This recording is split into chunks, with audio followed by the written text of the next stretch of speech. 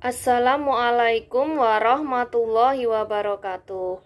Bertemu kembali dalam pembelajaran ekonomi kelas 11. Sebelum kita mulai pembelajaran, kita berdoa dulu bersama-sama.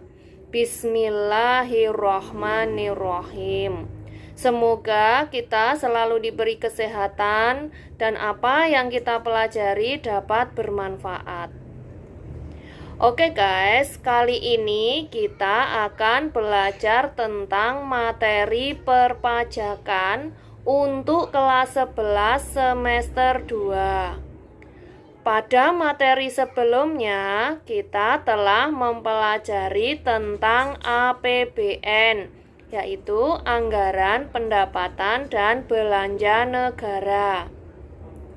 Dan telah disebutkan bahwa sektor terbesar penerimaan negara adalah dari pajak. Nah, kali ini kita akan mempelajari tentang pajak. Adapun kompetensinya adalah menganalisis perpajakan dalam pembangunan ekonomi dan menyajikan hasil analisis fungsi peran pajak dalam pembangunan ekonomi. Kita akan mulai dari pengertian pajak. Menurut Undang-Undang Republik Indonesia Nomor 28 Tahun 2007, pajak adalah kontribusi wajib pajak kepada negara yang terutang oleh pribadi atau badan yang bersifat memaksa berdasarkan undang-undang dengan tidak mendapatkan imbalan secara langsung dan digunakan untuk keperluan negara bagi sebesar-besarnya kemakmuran rakyat. Berikutnya kita akan mempelajari tentang unsur-unsur pajak. Unsur-unsur pajak ada 3. Yang pertama, wajib pajak atau subjek pajak. Yang kedua, objek pajak. Yang ketiga, tarif pajak. Kita akan bahas satu persatu ya. Kita mulai dari wajib pajak. Wajib pajak adalah orang pribadi atau badan meliputi pembayar pajak, pemotong pajak, dan pemungut pajak yang mempunyai hak dan kewajiban perpajakan sesuai dengan ketentuan peraturan perundang-undangan perpajakan. Kemudian subjek pajak adalah orang atau badan yang menurut ketentuan peraturan perundang-undangan perpajakan wajib membayar pajak kepada negara. Selanjutnya tentang objek pajak, yaitu merupakan segala sesuatu yang dapat dikenai pajak berupa penghasilan pegawai, tanah, bangunan, laba perusahaan, kekayaan, transaksi jual beli, dan kendaraan. Berikutnya kita akan belajar tentang tarif-tarif pajak. Tarif pajak itu ada 4. Yang pertama tarif proporsional, yaitu tarif pajak yang persentasenya tetap terhadap jumlah objek pajak. Yang kedua tarif progresif, yaitu tarif pajak yang persentasenya semakin besar jika pengenaan pajak juga semakin besar. Yang ketiga adalah tarif degresif, yaitu tarif pajak yang persentasenya semakin turun jika objek pajak bertambah. Dan yang keempat adalah tarif tetap, yaitu tarif pajak yang dikenakan oleh objek pajak yang jumlahnya tetap dengan jumlah rupiah tertentu dan tidak tergantung pada jumlah objek pajak.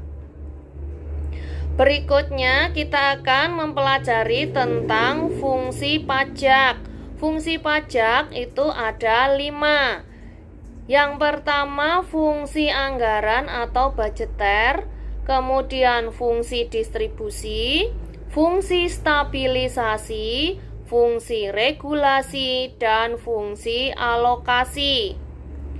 Yang dimaksud fungsi anggaran itu adalah pajak sebagai sumber penerimaan negara untuk membiayai pengeluaran pemerintah kaitannya dengan pelayanan publik.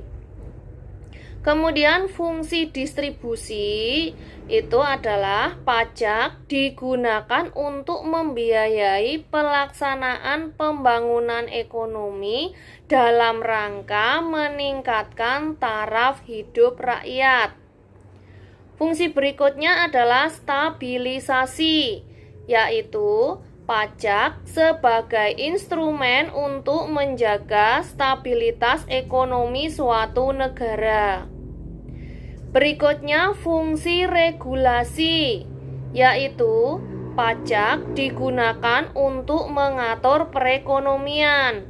Misalnya, untuk memberikan keringanan pajak bagi produsen dalam negeri dan menetapkan bea masuk yang tinggi terhadap produk impor.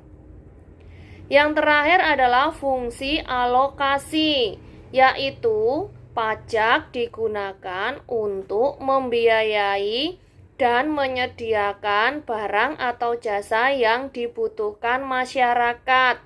Misalnya, untuk penyediaan penerangan jalan, saluran telepon umum, sarana bidang pariwisata, sarana kesehatan, dan lampu pengatur lalu lintas.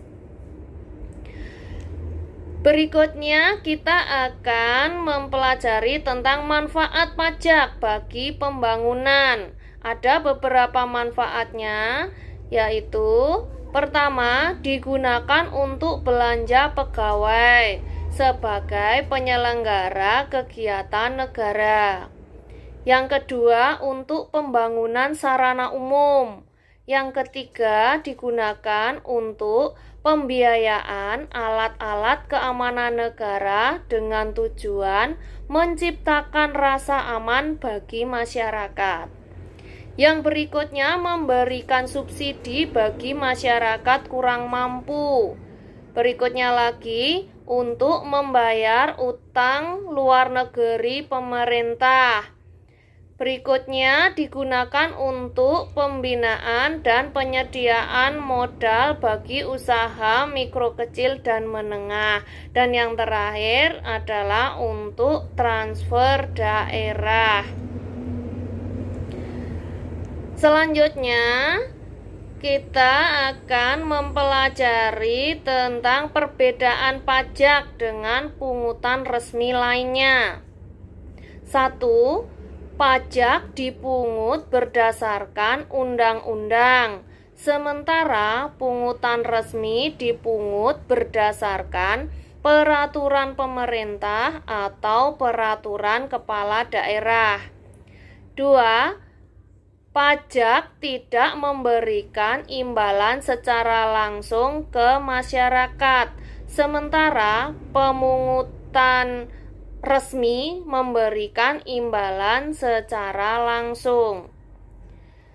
Yang ketiga, perhitungan tarif pajak dilakukan oleh wajib pajak, sementara untuk penghitungan pungutan resmi dilakukan oleh pemerintah.